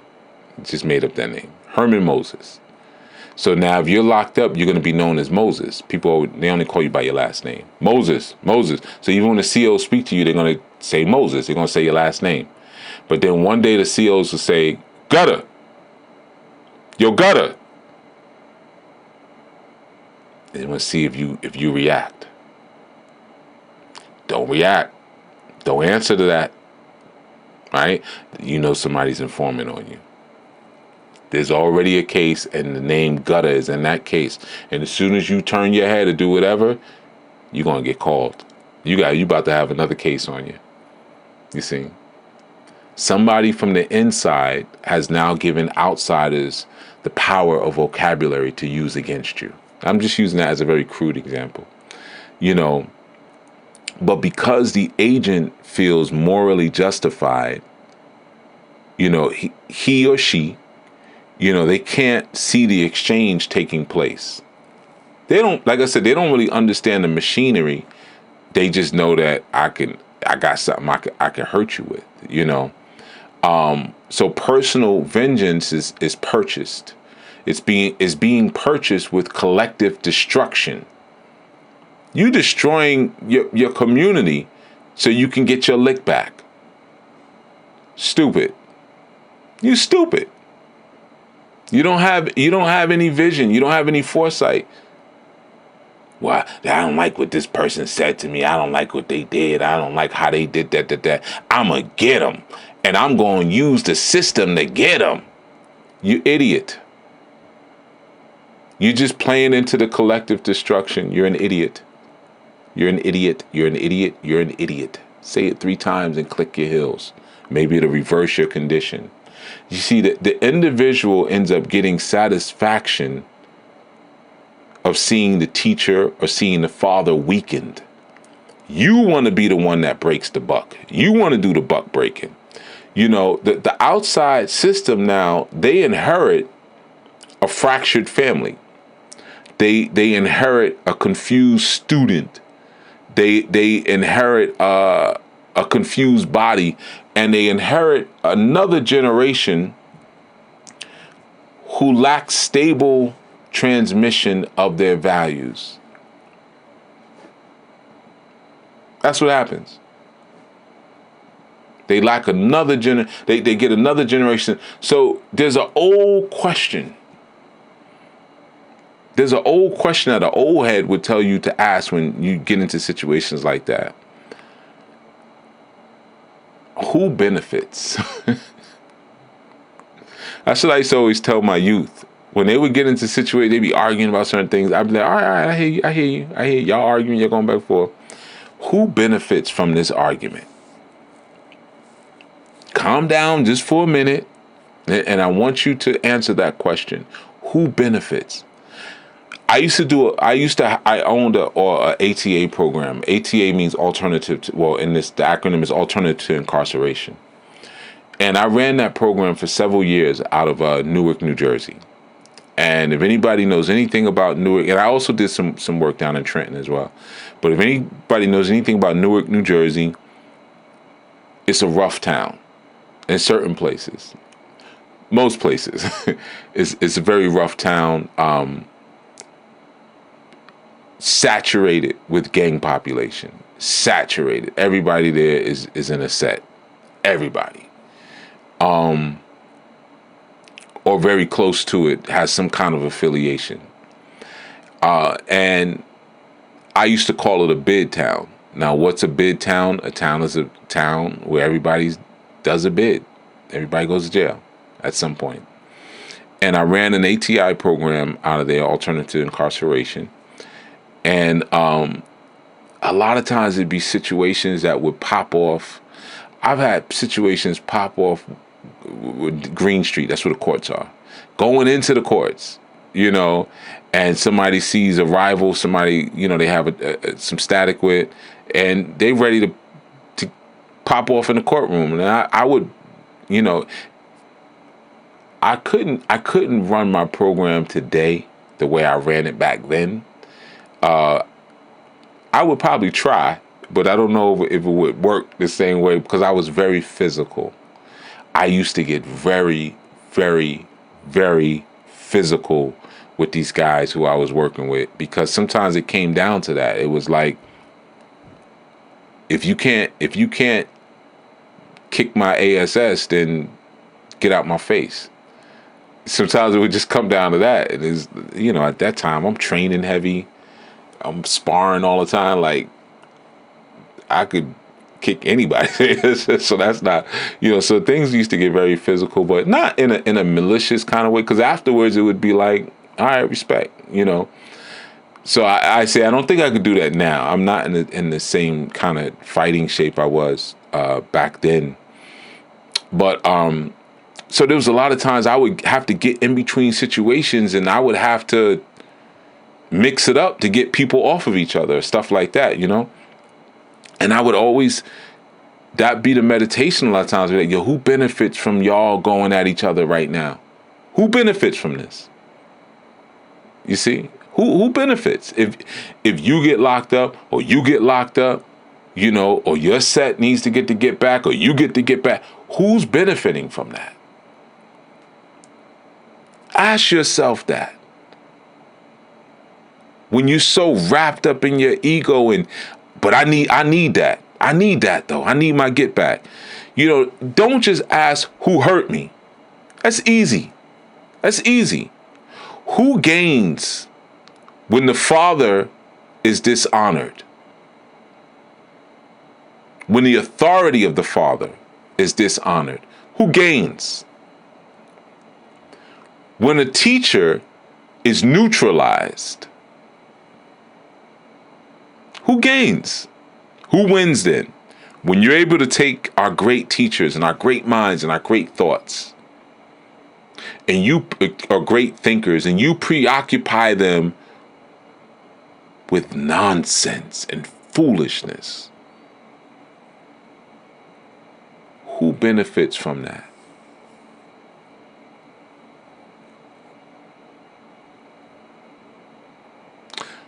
When a family no longer possesses an internal way to correct itself, who benefits?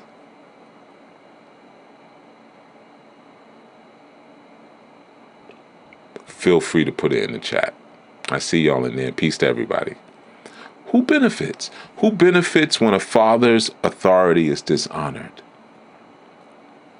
Who benefits when a family loses its way to correct itself? Who benefits when our teachers are neutralized?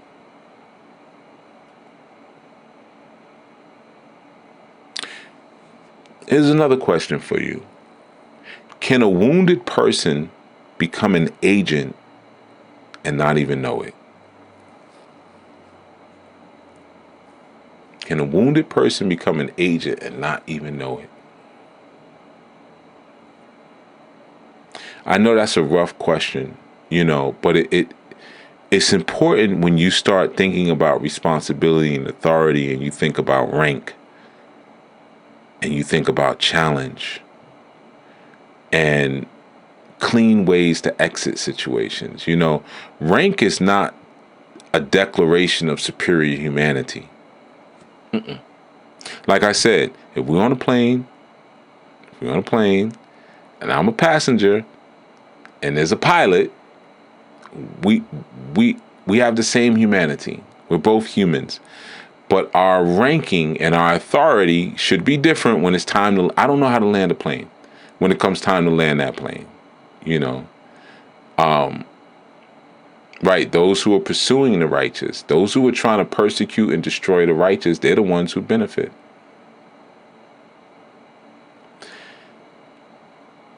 Rank is the public recognition of a tested capacity. See, that's what we have in our new structure, in our community. We have a ranking system. We have different ranks. And your rank is not determined by, like, you come in and you older and you're like, well, I'm older, so I should be higher ranked. Or I'm most excited about being an ANU and the teachings and stuff. I should be higher ranked. Or I'm just now joining ANU, but me and Chief is cool. We've been cool. I should be higher ranked. Tested capacity. Master Menelek says, those who seek to dominate, benefit when you weaken yourself from within. Exactly. Yep. Your ranking, it should reflect sacrifice.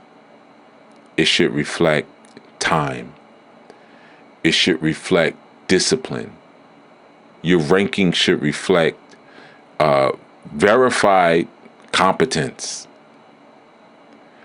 The ability to carry consequences for more than just yourself. A lot of these people y'all hold up as leaders because they got charisma are selfish a-holes. They're not going to hold responsibility for anybody, let alone themselves, but definitely not for anybody else. Master Menelek says a wounded person can become an agent without realizing it. Absolutely.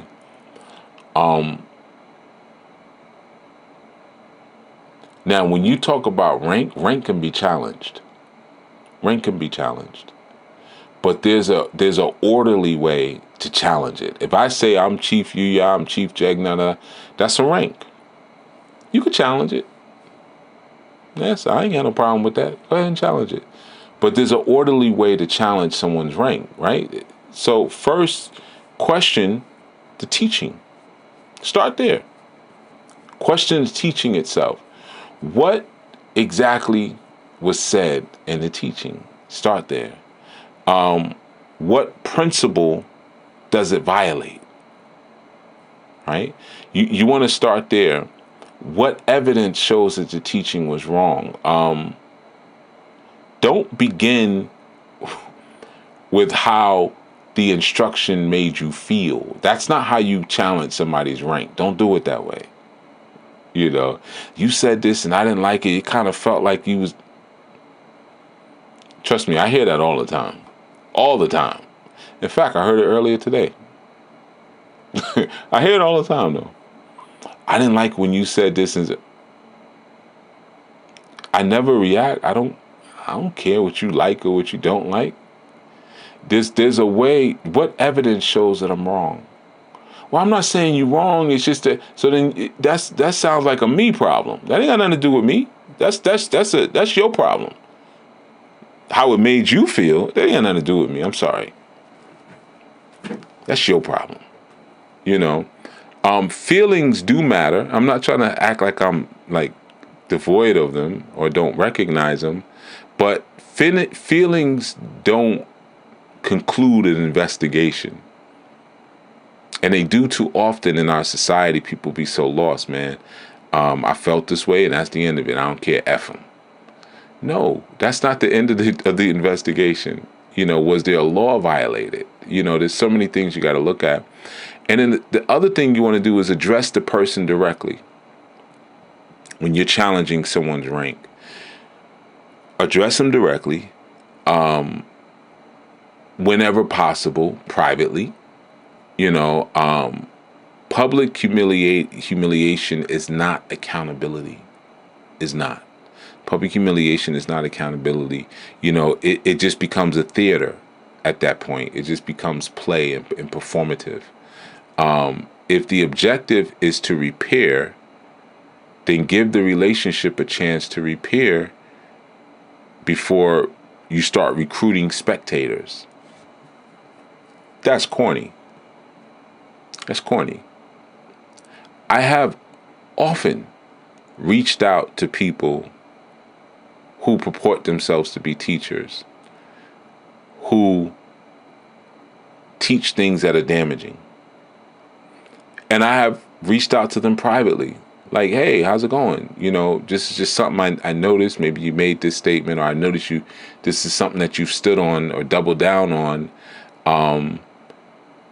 Here's another perspective you might want to look at privately. Here's some reading material you might want to check out that you may find useful for what you're doing. There's even a way to do it, where you're not just challenging someone's ego. And there's been plenty of times, actually happened not too long ago, somebody was doing something spiritual. I won't say everything. And they didn't understand what they were doing, so they were doing it wrong. They kind of, sometimes people want to do certain things, but they pick up from watching other people, and then they say, well, I could do that. And it's like you missing parts. It was something like that. And I just pulled them to the side after they had did a whole ceremony and everything, did it wrong.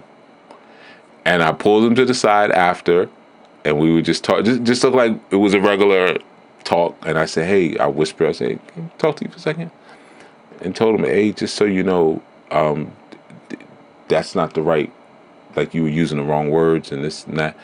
And he was so thankful. He was like, oh, thank you. We whispered in the corner. And then I ended up pulling out some paper and I wrote out the actual ceremony. I was like, this is actually how you do it. And these are the words and this, that.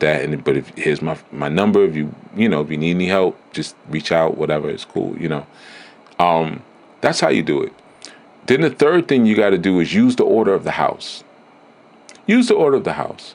If there's elders, if there's witnesses, if there's written documents or written doctrine rather, or there's some sort of appeal process that you use in the house, use them. That's a chain of command. Use it. There's elders, witnesses, there's doctrine, there's an appeal process. Authority can't be examined, by its own law. If it's already sort of decaying in that sense, the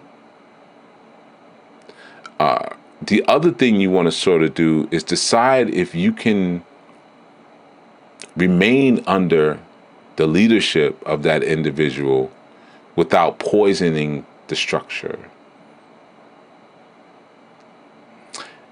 I've done this. I don't know if any of you have ever done this.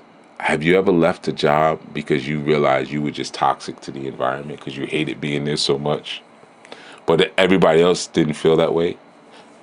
I left something like that. Years ago, I did personal security, and I was working a particular assignment, and I really didn't like the environment. I didn't like the person I was, guarding. And I found myself being really negative. We were getting paid a lot of money, so everybody else was like ecstatic, and I was just like, yo, this is just a low vibrational environment. I'm not feeling it. And I realized I got to a point where I had to leave because it wasn't that the place, wasn't problematic. I was problematic to the place. I became a cancer inside of that space, so I left. If you can't leave cleanly, I was able to leave cleanly, but if you can't, everybody, has the right to withdraw from a voluntary teaching relationship. It's one of the reasons I don't trip when people leave my ministry. All right, peace. It was nice having you. You know, that's that. Because a lot of times, if you try to keep people in place and try to convince them, they'll become poisonous. You let them go because the fruits turning rotten sometimes. Sometimes, fruits turning rotten. Just let them go and let them go be replanted someplace else where they can grow. Leaving doesn't require arson. Just because you're leaving a situation doesn't mean you got to burn it all down. You can depart without trying to prove that everybody who's still there is foolish. We get that too. People leave and then they get on the phone. I'm leaving. I'm going to leave. You staying though? You staying? Because he said this about you one time. He said, he's never going to get with you. I know you like him, or he did that. And it always comes back. I know in my situation, everybody tells me, when so-and-so left, they said this, they said this, they said that. So you end up making a fool out of yourself. A clean exit reveals maturity. And I mean an articulated exit, not you just slip away quietly, don't say anything. That's immature when you can't confront. But when you can exit cleanly, there's maturity there. When you're sabotaging a situation, all that shows is that you have a spirit of entitlement. Sabotage reveals entitlement.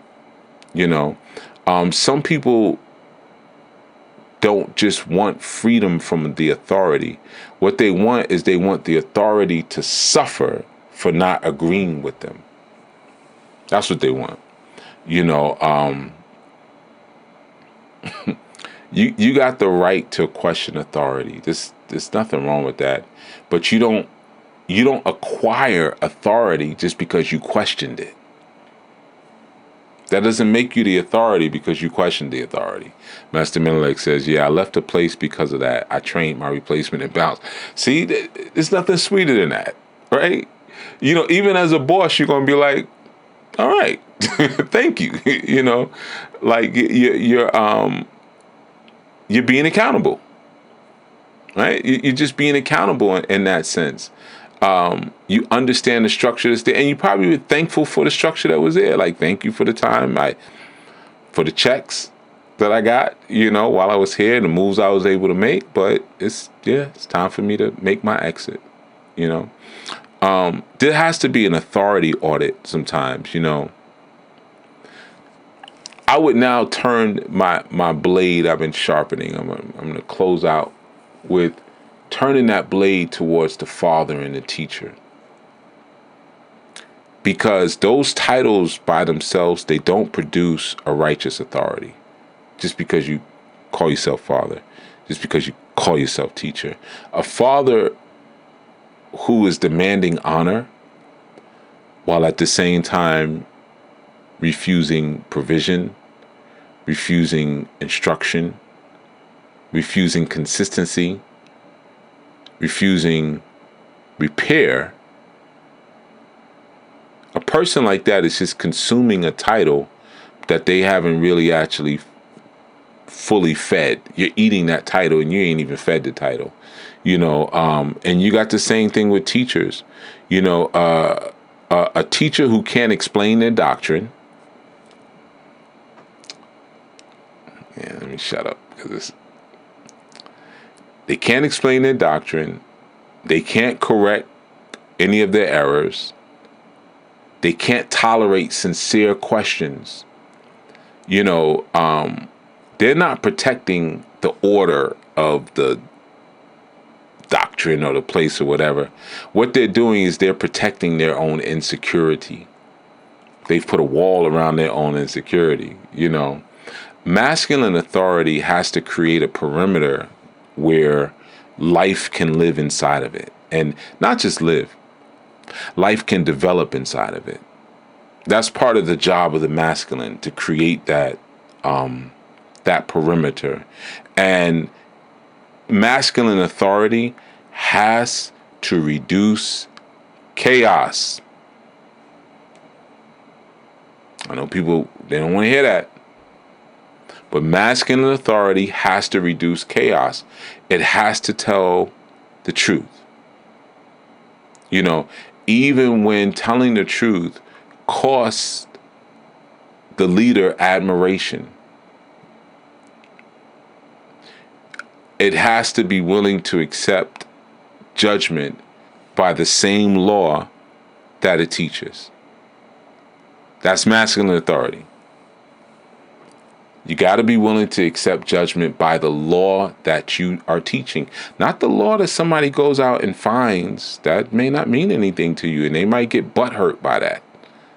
Well, my cousin said so. I don't give a F about your cousin. Well, my such and such, my teacher said, I don't care a F about your teacher. You know, a leader shouldn't be governed by every emotional reaction in the room. That's not real leadership. That's a test from the devil. Because then what happens is that everybody will take turns trying to get, like babies. One starts crying, the other starts crying. They all want to see who you're going to run to. Then what happens, you might not run to any of them. Say, when y'all finish, we'll talk, you know. But that leader can't use rank, you know, as like a anesthesia against evidence. I've seen that before. You're like, don't question me. You don't question me. You know, it's not an anesthesia against evidence. You know, when a student produces the truth, the teacher should honor truth. That's what should happen. You know, when a family member identifies a real harm inside of the family, the father should repair that harm. It should repair the situation. You know, righteous authority, if you will, it becomes stronger through honest correction when you're dealing with people who are sane and mature. You know, because there's a loyalty at that point to the mission and not to the ego of the man who's holding the office. You know, when you can self-correct, make a mid-course correction and say, you know what, man, I should have did that a little differently. My apologies. Let's go this way now. Then it's clear, like, I'm not just trying to protect me. I'm not just trying to protect my insecurities. I'm trying to protect the mission and the order of what it is that we say that we're here building. You know, the moment a teacher needs some kind of worship more than they need growth, they're not a teacher anymore. They've stopped teaching. The teacher has left the room, folks. The moment they need that worship more than they need any kind of growth, and growth sometimes requires correction. You know, the moment you have a father that uses the family just to enlarge himself, you know, ain't no father. You know, fatherhood is gone. There's no father in that situation. Authority is so very sacred. And one of the reasons that authority is so sacred is because it serves something that's much larger than the person that's carrying it. That's what makes authority so sacred. You know, so what I'm sharing is not a hiding place for weak men. I can't see you, but I know you're listening. I got no love for you. What I'm speaking about is a demand that men become heavy. Men become very heavy, and heavy enough to justify the weight that they are demanding that others recognize. You want everybody to bow down when you go, Daddy's home. You know, when the man comes in the room, get big and heavy. Get your weight up. Get your intellectual, your mental, your spiritual. Get your weight up. So now, you know, people will recognize, yeah, Papa's home. The weight has entered the room. That's what I'm talking about. You know, there's a sort of test I'm going to leave you with. Can you disagree without dishonoring people? Can you disagree without dishonor? Can you receive a no No. I'm going to say it like that. Can you receive a no from a person without rewriting the person as now being evil because they said no to you? And grow up. Can you admit even that just because you have access to a leader, it doesn't mean that you have possession of the full vision of that leader. Access to them doesn't mean now that you see everything that they see.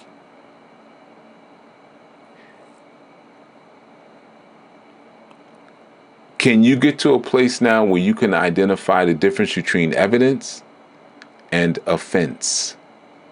Just because you're offended doesn't mean you have evidence. You're just offended.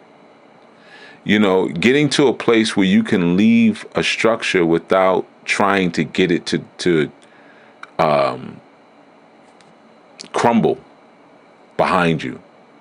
And I think the hardest thing, if the father or the teacher disappeared from your life tonight, could you preserve what that father or teacher built for the next 6 months? That means, could you carry the people? Could you carry the doctrine? Could you handle the conflicts? Could you maintain the reputation? Could you work through the mistakes? Could you shoulder the consequences of being in that position? Or do you just know how to criticize the person who does carry all of that? Some of you're not being oppressed because you're being oppressed by authority. You're being irritated by the discovery that your opinion doesn't carry the same weight as the person that's responsible for the outcome. That's what you're upset about. You want your opinion to carry the same weight as a person who has to carry the responsibility of the outcome of the decisions that's been being made. A lot of you have bruised, or you have allowed your bruised egos to turn you into the agent that we were talking about earlier. You've become an agent against your community. You become an agent against organizations. You become an agent against your family. You become an agent against your teachers. You've become an agent against your own inheritance and the inheritance of your children. You're helping an outside power dismantle a structure that you never learned how to build yourself. Somebody else had to figure out how to build it, put it together, and then you let an outside power come in and help you dismantle it. I'm not even going to put a name to it. I'll let you put your own name to that. And there's some fathers and there's some teachers that are hearing this, and they need to kind of understand that rank has to be fed.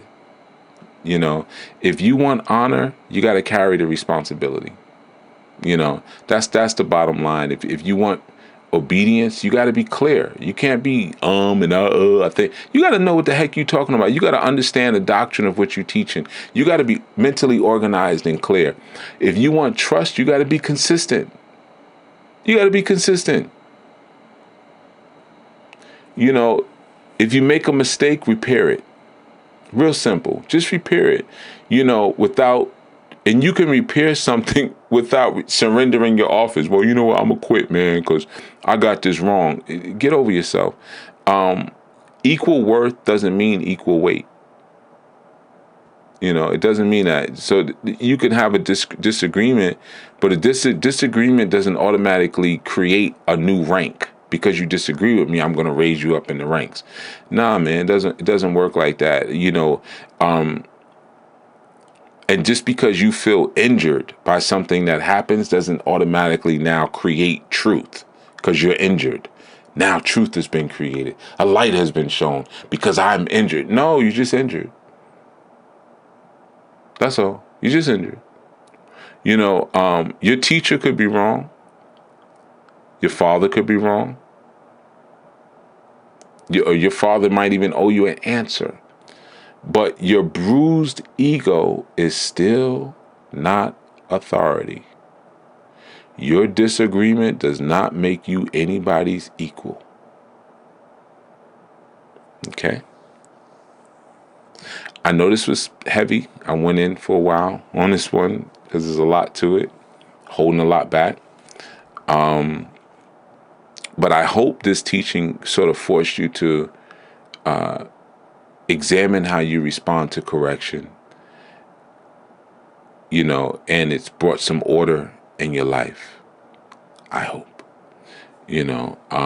Feel free to share this with anybody as well who has confused access with attainment. Share it. I know that that's sort of like an epidemic. Seeing your teacher's flaws, it doesn't mean you've reached their height. And inheriting access to a structure doesn't mean that you have the ability to build that structure or to rebuild that structure. I can inherit a house, doesn't mean I know how to build it and put it together, or why the person picked this spot to put it in. I just got the house. Just always remember, like, a disagreement is not a promotion. And equal worth, it doesn't mean equal weight, right? So I just wanted to share that with you all.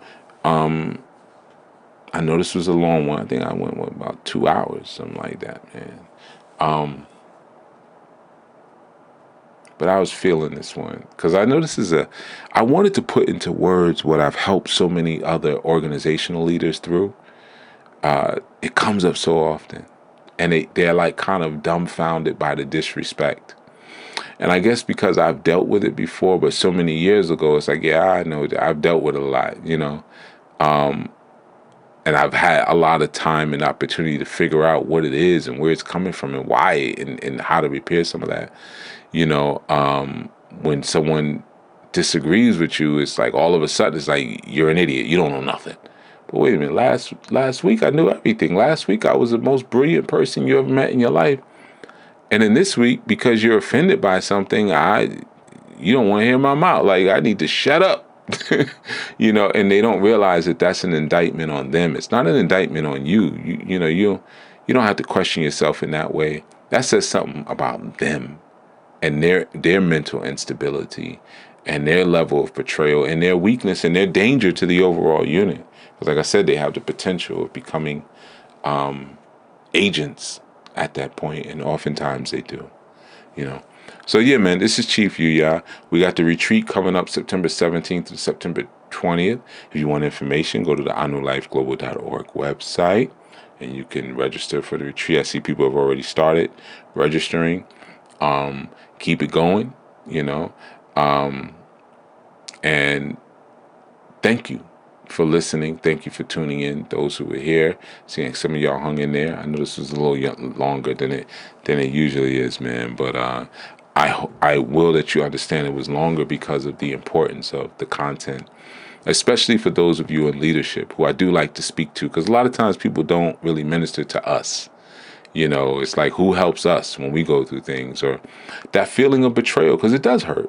Whether you're a father, a head of a family, or you're a head of an organization, or a pastor, or an imam, when people leave, how they become so wicked, and they blame you for everything. And now all of a sudden you're controlling, you're narcissistic, you're abusive, you're all these different things. And 9 times out of 10,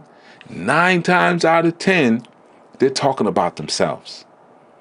They're just projecting. They're talking about them because you were trying to work with them through their narcissism. You were trying to work with them through them being abusive. They were even abusing you while you were trying to help them. As soon as they leave, it's like a race to the microphone. Whoever can say the issue first. They know everything they're saying about you, they're really talking about themselves. They know that. But the public doesn't, So I know how it feels, man. Like I said, I've counseled so many people through this, and guys and women who have just vented like, yo, I can't believe this person flipped like this. So I helped them and I did so much for them. And now all of a sudden they reframed all my help as manipulation, or like, oh, they were just trying to manipulate. I was sincerely helping. I've seen this. It's happened to me. So I know. That they're delusional, and they've diluted disagreement with the promotion. Oh, I disagree with you. Oh, I just got promoted. That's insanity. This work attracts people who are off. These psychological. I know you got some better terms than that. I do, but to keep it simple, some of these people are off. And it attracts that, and you can't take it so personally. If you're walking a righteous walk, just keep doing that. Just keep walking a righteous walk. Just keep putting the work in. They're gonna say all kind of crap, man. But how did they find you? How did you find them? What have you been doing? What were you doing before they even showed up? What are you gonna keep doing? What are they doing? What were they doing before? What are they doing now? What are they going to do?